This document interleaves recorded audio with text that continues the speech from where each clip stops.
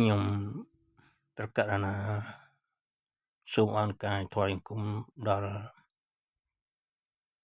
ព្រះរតនត្រ័យជាទីគោរពស្មើនឹងជីវិតសូមអរកាយថ្វាយបង្គំព្រះរាជគុណទាំងអស់ជាទីសក្ការៈបូជាសូមស្ដែងសែងសេចក្តីគោរពដ៏ខ្ពង់ខ្ពស់ចំពោះលោកគ្រូអគ្គនិងធម្មចារ្យទាំងអស់ដោយសេចក្តីឧត្តមឧត្តមនិងសូមសែងថ្លែងសេចក្តីគោរពដោយមេត្រីភាពចំពោះអ្នកស្ដាប់ទាំងអស់ខ្ញុំកណានឹងធ្វើអត្ថាធិប្បាយតាមសមត្ថភាព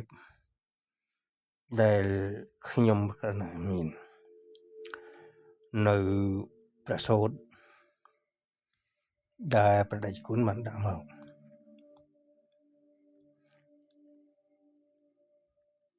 ឯកវិជ្ជាភិក្ខវេសតាជាអ្នកយងទានសំវិភាសៈវិបាកាំងចថាហੰងជានាមិអ្នកអតធ្វាភុជិយ៉ាងអ្នកចនិសង្មច្ឆេរមលੰចិត្តតាំងបរិយាយតិយៈទិដ្ឋិយៈជាបាលីខ្ញុំក៏មិនដឹងដែរប៉ុន្តែបកប្រែមានបកប្រែមនាលភិក្ខុទាំងឡាយបើពួកសត្វដឹងផលនៃការចែកទានដូចជាតថាគតដឹងដូច្នោះ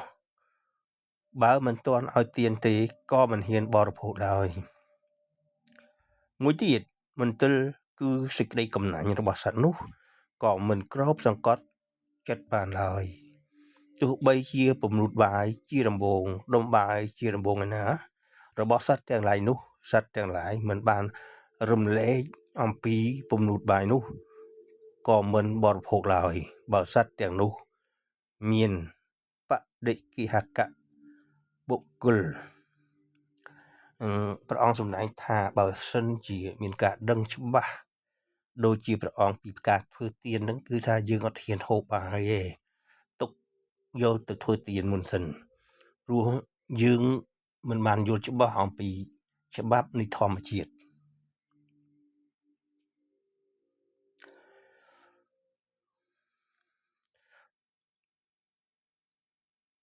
សត្វទាំងឡាយមិនបានរំលែកអំពីពំនូតបាយនោះក៏មិនបរិភោគឡើយបើសត្វទាំងនោះមិនមានបដិគិហកៈបុគ្គលអ្នកទទួលនេះហ្នឹងមនាលភិក្ខុទាំងឡាយតថាគតដឹងផលនៃការឲ្យនិងការចែករំលែកយ៉ាងណាសត្វទាំងឡាយមិនដឹងយ៉ាងនោះទេព្រោះហេតុណាហេតុនោះសត្វទាំងឡាយមិនបានឲ្យទានហើយទើបហ៊ានបរិភោគ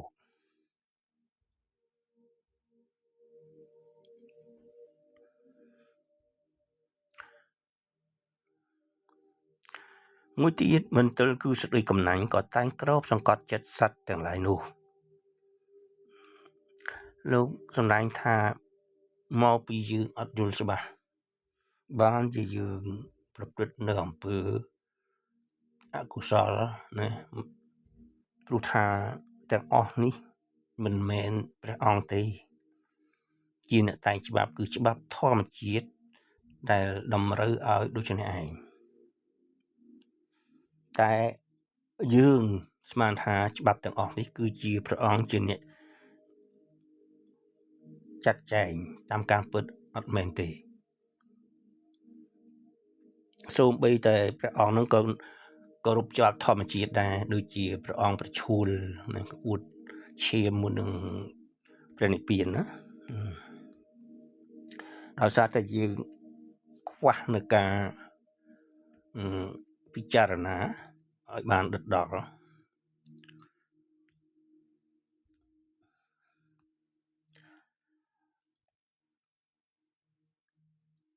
ភាគ44ទំព័រ30សុតន្តបិដកគ្នា23មនាលភិក្ខុទាំងឡាយមានសៅហ្មងដោយឧបកកិលេសជារបស់មិនទន់ផង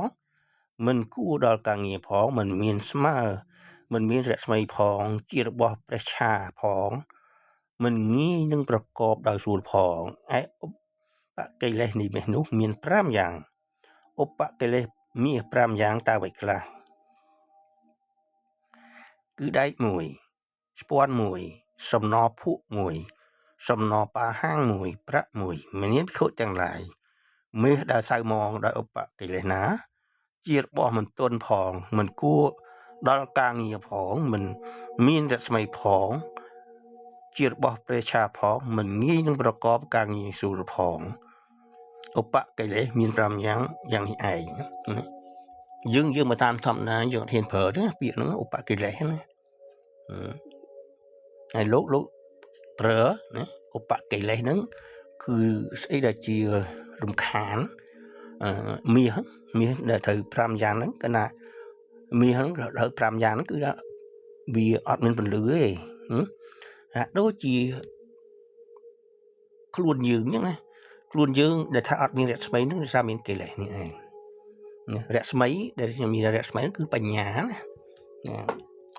ព្រះអង្គប្រើពាក្យបានទាំងអស់ហ្នឹងមនាភិក្ខុទាំងឡាយមាសដែលសៅមងដោយព្រះកិលេសណា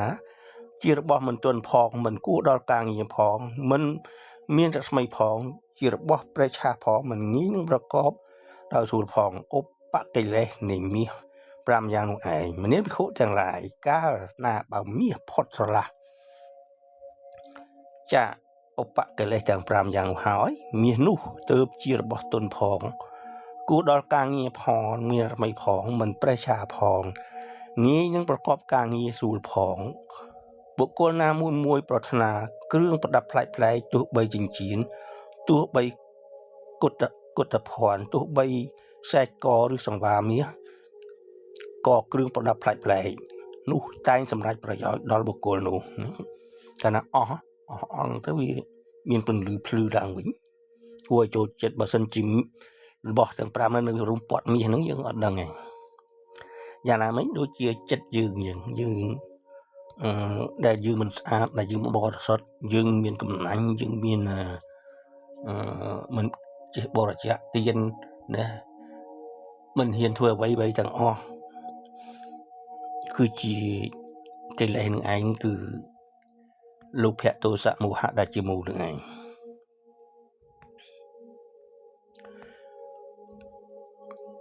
ទោះបីគុណភ័ណ្ឌទោះបីខ្សែសង្វាមាសឬគ្រឿងប្លែកនោះតែងសម្រេចប្រយោជន៍ដល់បុគ្គលនោះសេចក្តីនេះមានឧបមាដូចម្ដេចមិញមនាភិក្ខុទាំងឡាយឧបមាដូចចិត្តដែលសៅមងដោយឧបកិលេសណាជាធម្មជាតិមិនទន់ផងមិនគួរដល់ភាវនាកម្មផងមិនមានរស្មីផងជាចិត្តព្រះឆាផងមិនងាយនឹងរំកល់មមដើម្បីអស់អាសវៈផងឯឧបកិលេសនៃចិត្តនោះមាន5យ៉ាងព្រះអង្គលោកសម្ដែងពីធម្មជាតិសិនហើយបានព្រះអង្គទាញមកចូលខាងក្នុងខ្លួនយើងនេះដើម្បីបញ្ជាក់ថានៅក្នុងធម្មជាតិណាក៏មានដូចគ្នាដែរក៏ប៉ុន្តែมันមានវិញ្ញាណ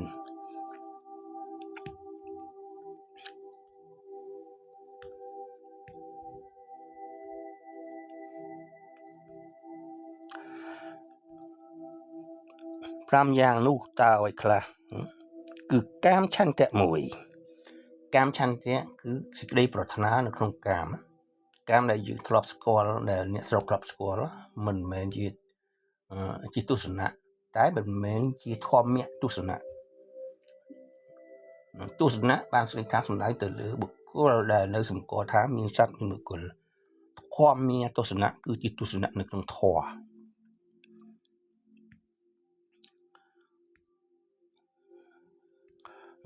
កាមឆន្ទៈដែលទស្សនៈចំពោះសត្វលោកដែលមិនបានស្គាល់ពាក្យពិតប្រាកដគឺសំដៅទៅផ្លូវភេទហើយណាផ្លូវភេទគឺជាកាមឆន្ទៈតាមកាយវិញ្ញាណណាកាយយើងមានវិញ្ញាណត្រូវការកាមឆន្ទៈក្នុងកាយនឹងមានច្រើនណាភ្នែកក៏ជាត្រូវការកាមដែរដូចយើងឃើញរបស់អីមួយបើនិយាយចំទៅវាស្រួលយល់គឺថាមួយវាត្រូវការចំណីដៃគូរបស់ខ្លួនណាដូចភ្នែកត្រូវការរូបត្រចៀកត្រូវការសម្លេងដើម្បីឮច្រមុះ ត្រូវការក្លិនអណ្ដាតត្រូវការរសជាតិដូច្នេះមួយជាគូរបស់គ្នាដើម្បីឲ្យមានជីវិតព្យាបាទៈមួយព្យាបាទហ្នឹងគឺថាចងគំនុំណានឹងឯងមួយថៃអ្នកមិត្តការខ្ជិលការងងឹកមួយ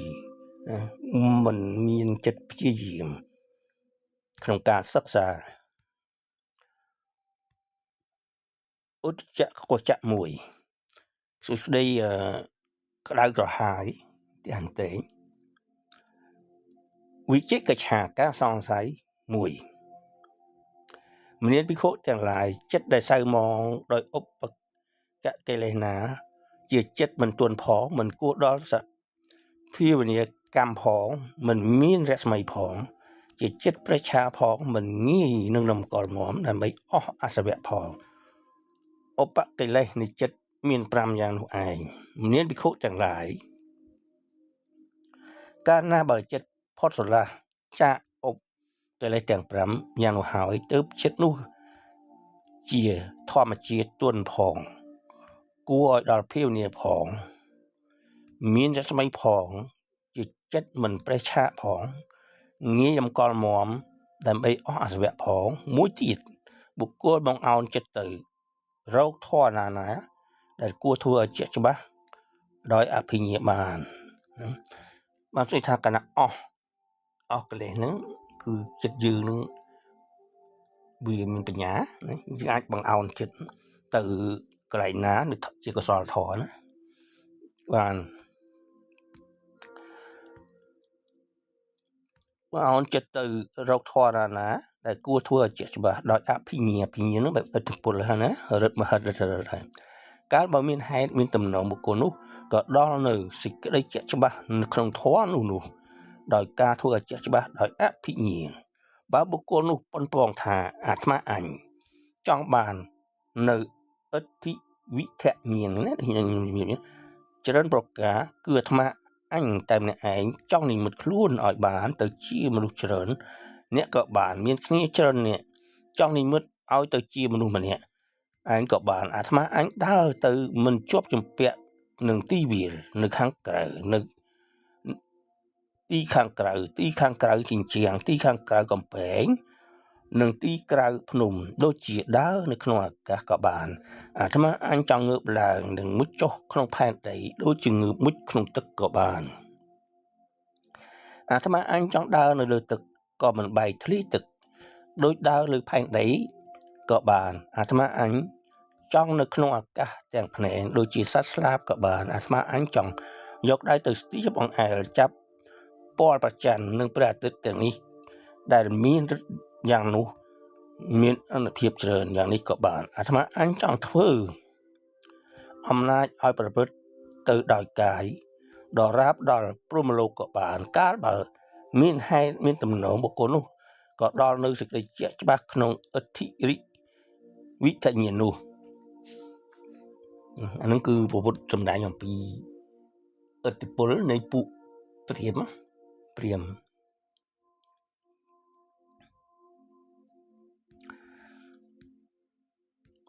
បើបុគ្គលនោះប៉ុនប៉ងថាអាត្មាអញចង់ឲ្យមានសោតធាតុជាទឹកបរិសុទ្ធជាទឹកស្លាប់កន្លងហួសនៅសោតធាតុរបស់មនុស្សធម្មតាឬនៅសំឡេង2ប្រការគឺសំឡេងទឹកមួយនិងសំឡេងរបស់មនុស្សមួយដែលជាសំឡេងឆ្ងាយក៏បានជិតក៏បានកាលបើមានហេតុមានតំណងបុគ្គលនោះក៏ដល់នៅសេចក្តីជាក់ច្បាស់ក្នុងសោតធាតុនោះប្រពុតអង្គលោកសំដែងទៀតណាមិនថាជាធ្វើទីបានគឺថាមានហេតុមានតំណងដែលត្រូវធ្វើបើបុគ្គលនោះប៉ុនប៉ងថាអាត្មាអញចង់កំណត់ដឹងចិត្តរបស់សត្វដទៃបុគ្គលដទៃដោយចិត្តរបស់ខ្លួនគឺចិត្តប្រកបដោយរាគៈក្តីអាត្មាអញក៏បីដឹងច្បាស់ថាចិត្តប្រកបដោយរាគៈចិត្តប្រឆារាគៈក៏ដីក៏អាត្មាអញក៏បីដឹងច្បាស់ថាចិត្តប្រឆារាគៈចិត្តប្រកបដោយទោសៈក្តីអាត្មាអញក៏បីដឹងថាចិត្តប្រកបដោយទោសៈចិត្តប្រឆាទោសៈក្តីអាត្មាអញក៏បីដឹងថាចិត្ត ប្រាចាតោសៈអាចយល់បានណាបានពាក្យបល័យច្រើនណាតោសៈមោហៈហ្នឹងគឺខឹងងងវែងហ្នឹងណាហើយនេះវាស្របនឹងព្រះអង្គលោកសំដែងថាកុំឲ្យខ្សែគប់បុគ្គលពីលហើយខ្សែគប់បណ្ឌិតនឹងសម្រាប់អ្នកដែលយល់ច្បាស់សម្រាប់អ្នករៀនដំបូងមានបុគ្គលពីលបុគ្គលបណ្ឌិតមែនប៉ុន្តែអ្នកដែលសិក្សាច្បាស់បុគ្គលពីលគឺចិត្តយើងណាដែលសំដែងពីនេះចិត្តអកុសលអីដឹងទាំងអស់ណាចិត្តយើងជាបុគ្គលពីលពេលនោះយើងនឹងថាអូបុគ្គលពីលមកហើយចិត្តយើងជាបណ្ឌិតចិត្តយើងមានសទ្ធាចង់ជួយគៀងអានឹងជាបណ្ឌិតមកហើយដូច្នេះនៅខាងក្រៅយើងនឹងអត់មានសត្វអត់មានបុគ្គលទេពីលហើយនឹងបណ្ឌិតនឹងមិនមានទៅណាឆ្ងាយគឺនៅក្នុងខ្លួនយើងឯងកាលណាយើងជំរះណាថាយើងពីលមិនឲ្យមានហើយមានតែបណ្ឌិតនោះឯងនៅជាបណ្ឌិតហើយទីបំផុតកាលណានៅតែបណ្ឌិតបញ្ញាកាន់តែឡើងខ្លាំងឡើងរហូតដល់គ្មានទីបំផុត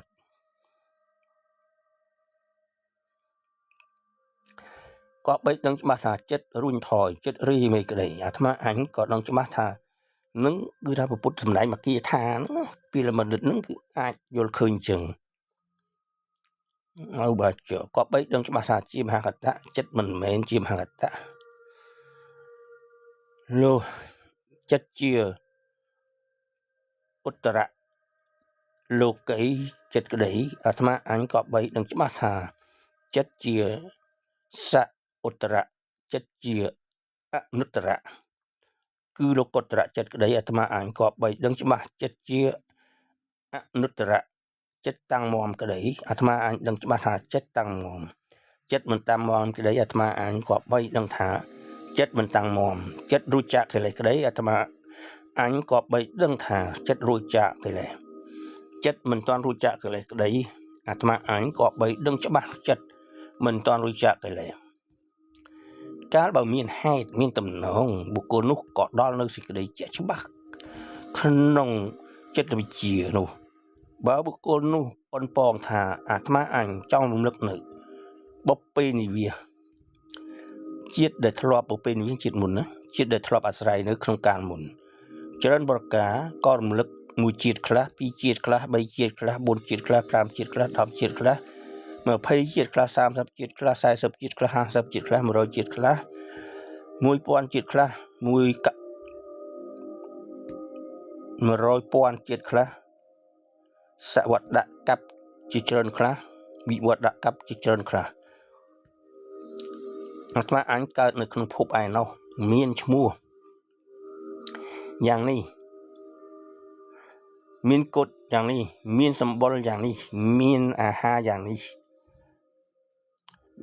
មានទទួលសុខទុក្ខយ៉ាងនេះមានកំណត់អាយុប៉ុណ្ណេះលុះអាត្មាអញចុតចាអត្តភាពនោះហើយក៏កើតក្នុងទីឯនោះអាត្មាអញទៅកើតក្នុងទីនោះមានឈ្មោះយ៉ាងនេះមានគុតយ៉ាងនេះ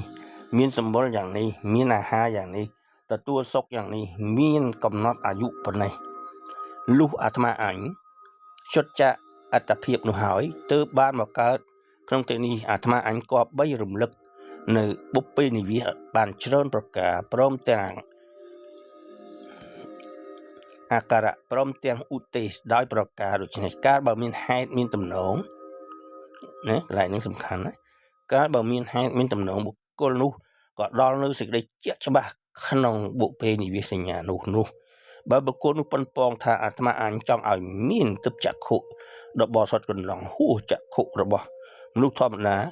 ឃើញនៅសត្វទាំងឡាយដែលចិត្តដែលកើតជាសត្វថោកទាបខ្ពង់ខ្ពស់មានសម្បុរអស់ហើយណានឹងខ្ញុំសូមធ្វើអត្ថាកន្លែងនឹងតិចថាសូម្បីតែបើមិនទាន់បានទៅជាសោតាណាបុគ្គលដែលថាចេះនិមិត្តប្រមាណដែលយើងមើលឃើញអស់ចាមែនទេអាចទៅស្ទាបប្រចាំងស្ទាបព្រះអាទិត្យណាគឺថាអស់ចាប៉ុន្តែព្រះតថាគតនៅតែចាត់ទុកដូចជាបឋមជនណា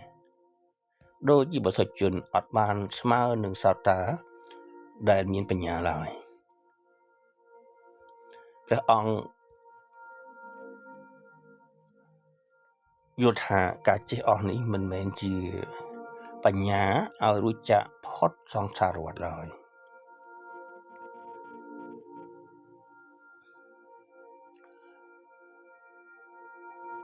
ហើយយើងឃើញអត្ថាធិប្បាយមិញធ្វើមិនទៅព្រះអង្គជាថាហ្នឹងមិនមែនទេអត់មានថាទេ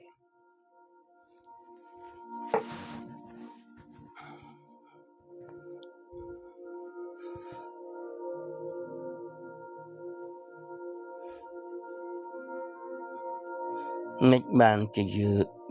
ខ្ញុំថាអត់មានថាគឺជាការពិតដល់យើងមិនបានយល់ពីច្បាប់ដំណើរចិត្តណាដំណើរចិត្តចិត្តយើងក៏មានច្បាប់ដែរមិនមែនចេះតែដើរផ្ដេសផ្ដាសដោយមិនមានច្បាប់ទេអ្វីក៏ដោយក៏ត្រូវតែមានច្បាប់របស់ធម្មជាតិនោះ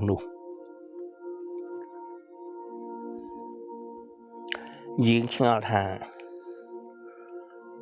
ធ្វើដូចនេះទៅដើម្បីហោះបានធ្វើដូចនេះទៅដើម្បីឲ្យសម្ដែងពីម្នាក់ទៅ1000នាក់មកម្នាក់វិញយើងចេះតែឆ្ងល់កន្លែងហ្នឹងមកពីយើងមិនបានស្រាវជ្រាវខាងហ្នឹងដោយជំនាន់ដូនតាយើងជំនាន់ព្រះសម្មាសម្ពុទ្ធម្ល៉េះហើយមានការឆ្ងល់ប៉ុន្តែបើសិនជាជំនាន់នោះគេយករបៀបឥឡូវនេះទៅប្រាប់អ្នកនោះដែលជាអ្នកចេះខាងផ្លូវចិត្តនោះគាត់ក៏ឆ្ងល់ហើយ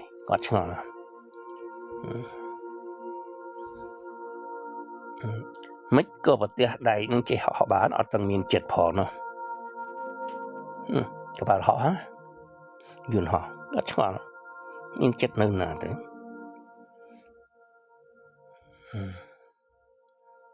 ហើយផ្សេងទៀតណាដូច្នេះខាងសម្ភារៈមានឥទ្ធិពលប៉ុណ្ណាផ្លូវចិត្ត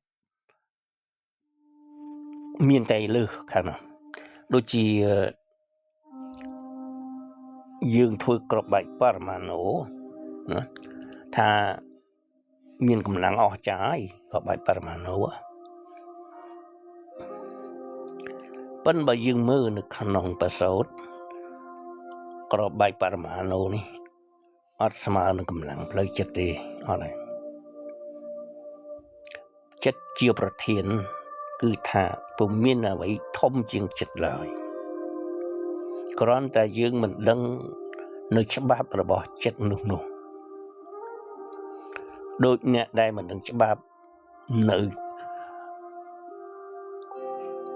សម្ភារៈដូចជាធម្មជាតិមិនមានវិញ្ញាណយើងអត់ដឹង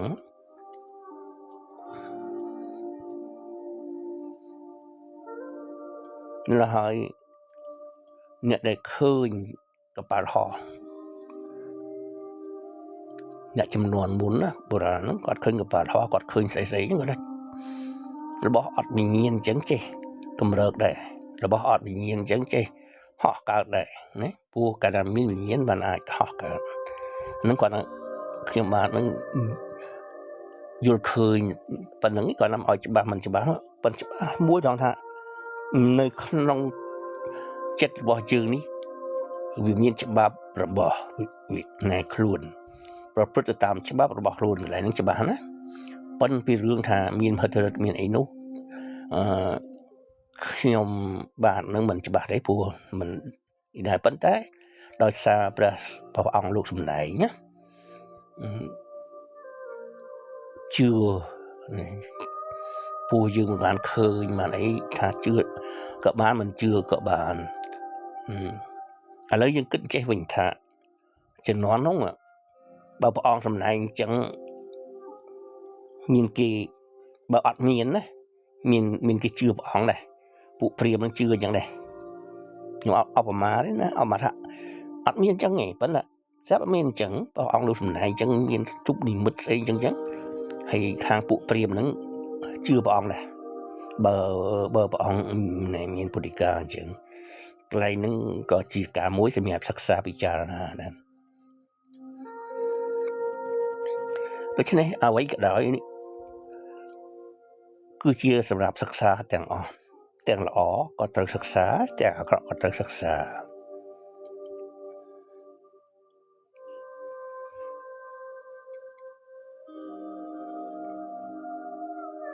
ពុំមានអ្វីដែលថា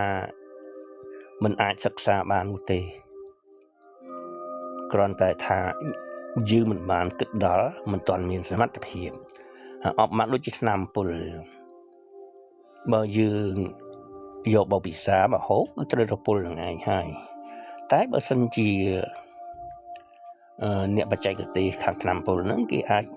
យកទៅធ្វើអីមួយចឹងទៅដើម្បីជាប្រយោជន៍មានច្រើនដែលត្រូវពិចារណាអរគុណច្រើនខ្ញុំសាកល្បងកន្លែងហ្នឹងអរគុណសូមឲ្យអ្នកទាំងអស់ប្រកបទៅដោយសេចក្តីព្យាយាមមានបញ្ញាប្រកបដោយសមាធិថ្វាយបង្គំលាជម្រាបលា